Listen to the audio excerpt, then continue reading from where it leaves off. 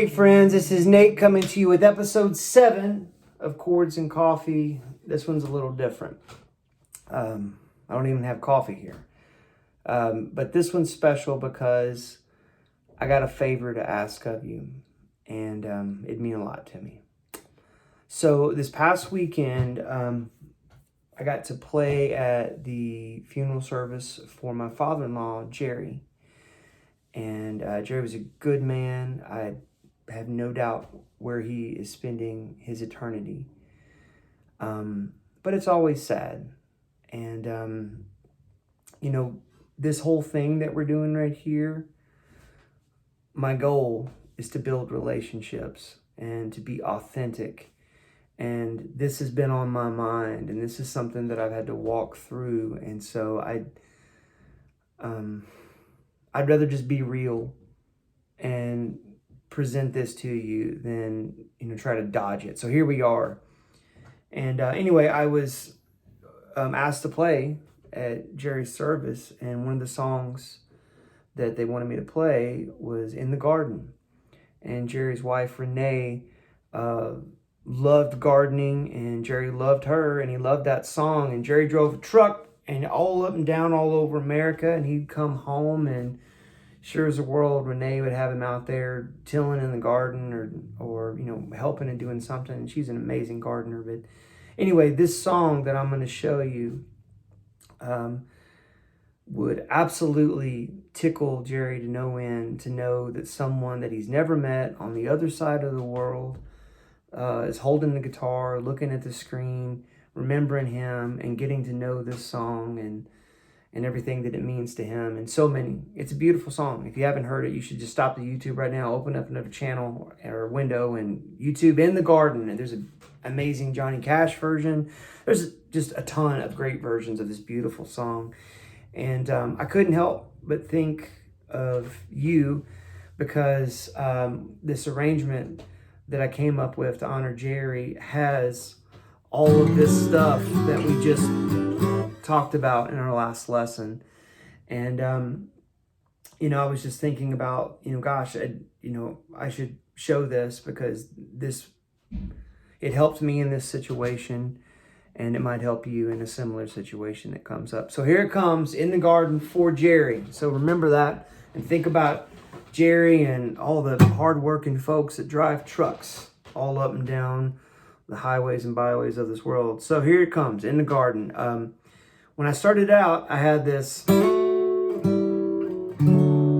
We'll get to that crazy chord in a second, but you know what that is because we just talked about it. This is part of that D major scale.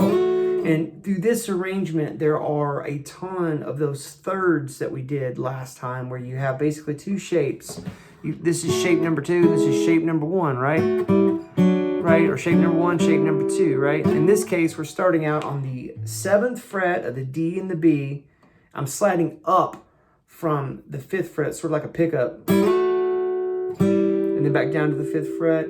And then this chord, well, what is that chord? Well, all this is shape number 1, using my middle finger on the B string of the 3rd fret, ring fingers on the 4th fret of the D, index finger comes down on the 2nd fret, holding the A note down of the G string, stay with me, and then pinky on the 5th fret of the A.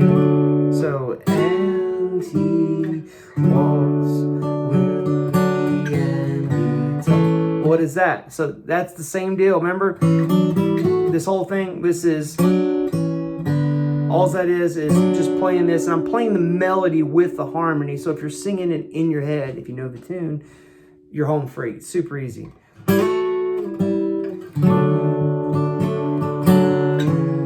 And that's just 2 open strings, A, and I might be tempted to throw my pinky here on the 5th fret of the B and the E string.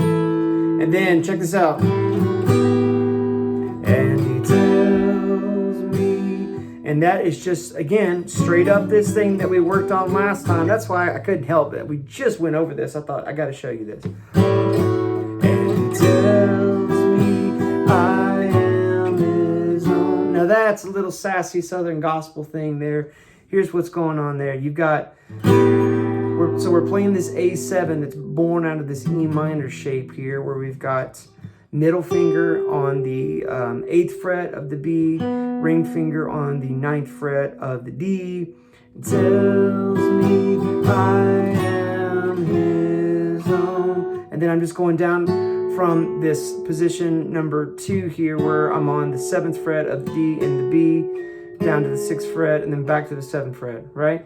So, it tells me I'm his own. And actually, I think when I just played that at the top of this, tells me I am his, I went to this. Did you ever do this D? This is a really, really good one. Index finger on the 5th fret of the A, pinky on the 7th fret of the B, and then 7th fret of the G with an open D. So remember that, because I want to come back to that chord later. So then we get to, and the joy, and then this is just a good old D, and I'm emphasizing the F sharp minor for the melody. And the joy, maybe hammer on it too. And the joy we share. And this is the F sharp dominant 7. I am, for whatever reason, it feels harder to grab all of that, like the F sharp that's born out of the E major with the human capo on it. It feels a little more natural to me to go ahead and lay the bar across the 2nd fret, but just pinky on the 5th fret of the B, getting that E note, which is a flat 7, and then the B sharp, or A sharp, B flat, on the 3rd fret of the G, right? And then I'm just not even touching the A string, I'm just getting the F sharp, so, and the joy we share, as we take good old B minor, and then to G, and I'm just doing the old 2-finger G. If you don't know that one, it's just a lazy way of playing the more than words G. Every rose has its thorn G, the G with 2 D's in it and not B's. And then none other has ever known. And so all that's happening right there is just on the D chord. If you plunk around on that D chord, you'll find that melody. It's just a D chord, other has a chord, and then I'm playing the E note on the 5th fret of the B, because I want that vibrato, okay? So that is the chorus of that tune. If I'm playing an old hymn or an old folk song or something that just has verse, chorus, no bridge, I like to, if I can, start with some of the chorus as an intro, and I didn't make that up. Very common, very old traditional way to do that, because it works and it sounds good, and the listener goes, oh yeah, I know that, and it's just enough of it to bring them in, right? So the verse of this tune, there's a couple quick things I want to show you. Number one, I'm thinking of this in 3, but if you want to think of it in 6/8, that's fine. But some waltzy kind of thing.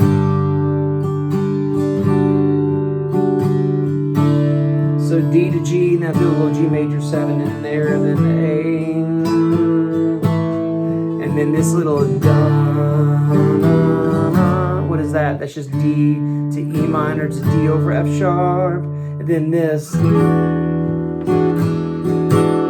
That's such a pretty opportunity there for a nice chord. So that is an E7. I like an E9, and if you don't do a 9 this way, this is a good opportunity. Most of the time, if somebody says play E9, you're gonna go up here and do it, right? This, this guy, this is where you got middle finger on the 7th fret of the A, open E, index finger on the 6th fret of the D, and then ring fingers bar on everything else on the 7th fret, right? The funky E9, right? Sometimes I don't even bar it, I just get my pinky engaged, especially on that, because you get an open E string. But down here, I like this one. And this is, think of this as a good old E chord. Get rid of the ring finger, and then move the index finger over to where the ring finger was, right? And then pinky finger hits the D natural on the 3rd fret of the B, and then your ring finger hits the F sharp on the high E, the 2nd fret. It takes it off. And then this A7 with this walk up that we learned in the last lesson.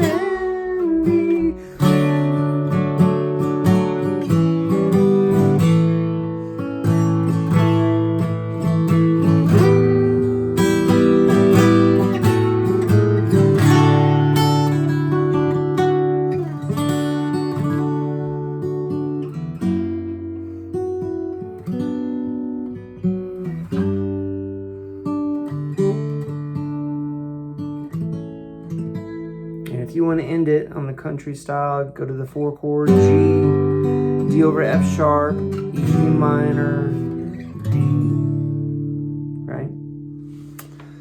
I hope that helps you. Feel free to comment below if there's anything that I didn't explain well or you might have missed, or even questions. I actually have some more to unpack there. If enough of you are like, okay, show us the rest, I'm happy to do it, but I at least wanted to give you that much of that wonderful song and dedicate it to a wonderful guy. You guys are awesome. I really, really appreciate this community that we're building. Thank you for this. This one's special to me. So thank you, and we will see you next week.